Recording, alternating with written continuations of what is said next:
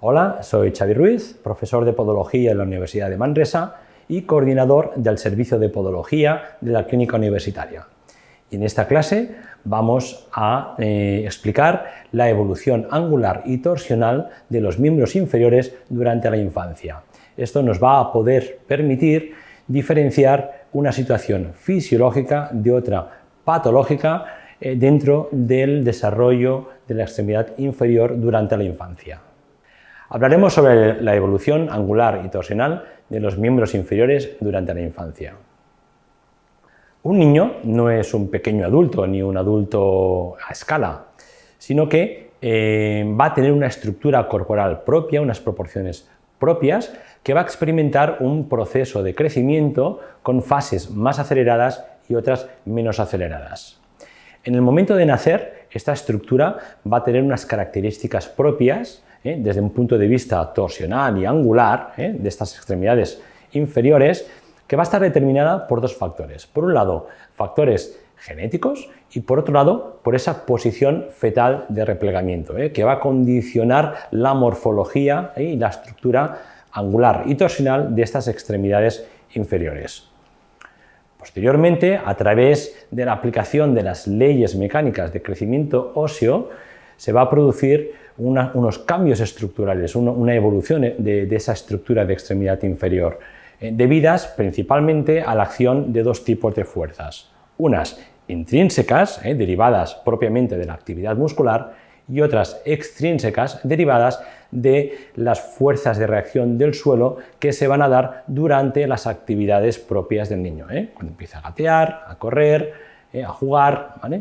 Va a ser fundamental un correcto desarrollo psicomotriz para garantizar una buena evolución de esos parámetros angulares y torsionales de las extremidades inferiores. Inicialmente, el punto cero, el punto de partida, va a ser ese punto de plegamiento, esa posición fetal que adquiere el niño, sobre todo en el último trimestre de embarazo. Esa posición fetal va a condicionar que su estructura, va a provocar que su estructura, la estructura de las extremidades inferiores, se presenten en el momento del nacimiento con unas características determinadas. Esas van a ser: va a presentar el niño una anteversión cotiloidea reducida. Después hablaremos de cada uno de estos aspectos. También va a presentar una coxa valga. Va a presentar una torsión femoral interna o un alto grado de anteversión del cuello femoral. Presentará también un genu varum, una posible torsión tibial interna, aunque sea moderada, y un antepié aducto, como consecuencia de ese replegamiento fetal. Vamos a definir todos estos parámetros en base a los tres planos del espacio. En el plano frontal definiremos y observaremos cómo evoluciona el ángulo cérvico-diafisario, el ángulo femorotibial y la alineación del retropié en este plano frontal.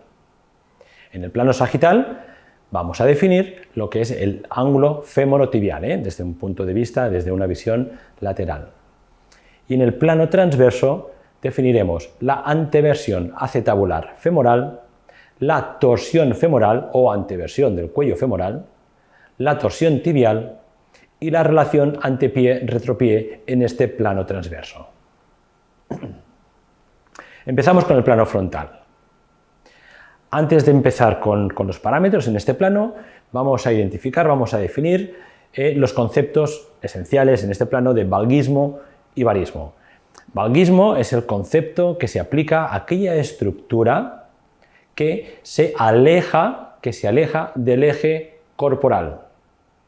Si aplicamos este concepto en los huesos largos, se va a referir a esa posición de la epífisis distal. Es decir, cuando hablamos de coxa valga, va a suceder que la tendencia de estos cóndilos femorales, de esta epífisis distal, va a ser la de alejarse de esta línea media corporal. Cuando hablamos de genu valgo, esta epífisis tibial distal se va a alejar de este eje medio corporal, y cuando hablamos de retropié valgo o pie valgo, va a ser cuando la proyección distal del retropié va a alejarse de ese eje medio corporal.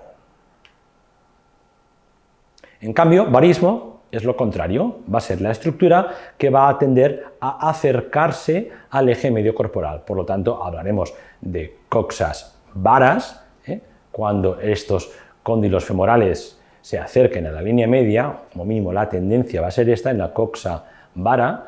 Hablaremos de genu varo cuando la epífisis tibial distal se acerque a esta línea media, y hablaremos de pie varo o calcáneo varo cuando la proyección plantar de este calcáneo también se acerque a esta línea media corporal. Pasamos a definir el primer ángulo, el primer parámetro, que es el ángulo cérvico-diafisario femoral. Se define como ángulo cérvico-diafisario femoral la relación angular existente entre el eje longitudinal del cuello femoral y el eje diafisario femoral.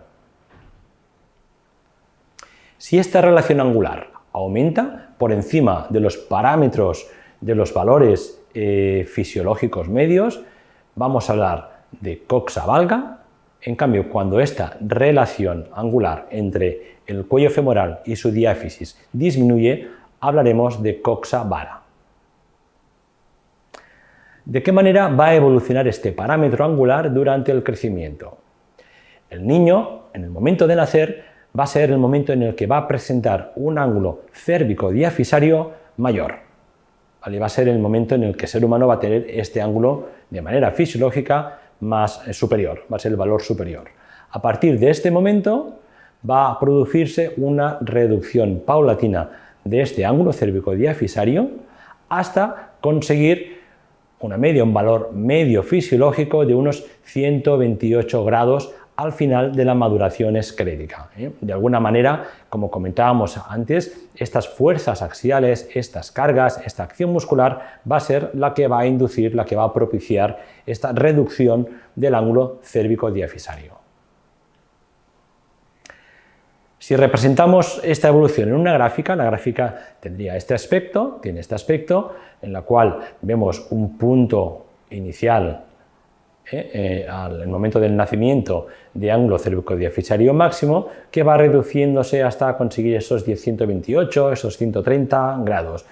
Por la forma de la curva se deduce que este decrecimiento angular está más acelerado en los primeros años de vida.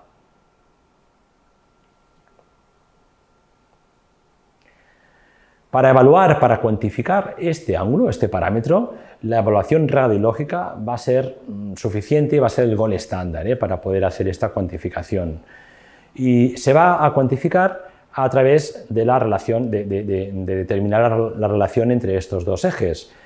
El eje del cuello femoral, que se va a determinar a través de la unión de dos puntos. El primer punto va a ser el centro de la cabeza femoral, y el otro punto va a ser el punto central o la distancia central, perdón, el punto central entre la distancia de la cortical lateral o superior del cuello femoral y la cortical inferior o medial del cuello femoral.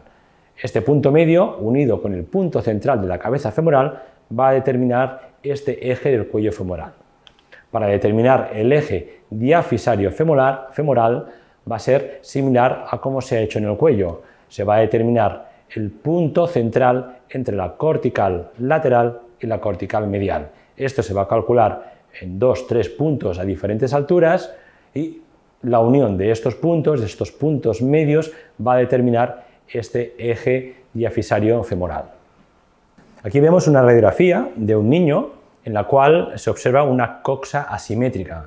En la derecha, en la cadera que observamos a la derecha de la imagen, correspondería a una coxa fisiológica, una relación angular fisiológica. En cambio, la cadera de la izquierda habría una reducción de este ángulo cérvico-diafisario.